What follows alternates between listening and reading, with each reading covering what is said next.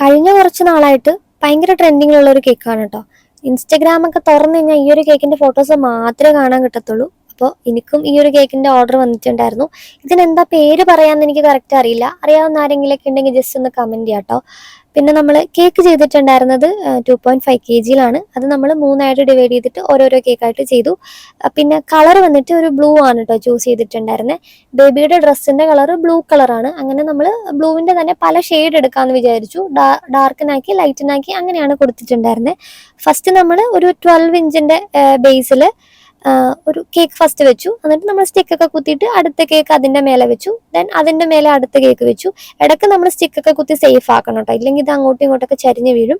പിന്നെ നമ്മൾ കുട്ടിയുടെ പേര് കാര്യങ്ങളൊക്കെ ഒന്ന് കസ്റ്റമൈസ് ചെയ്തെടുത്തിട്ടുണ്ടായിരുന്നു, അതൊന്ന് വെച്ച് കൊടുക്കുന്നുണ്ട്.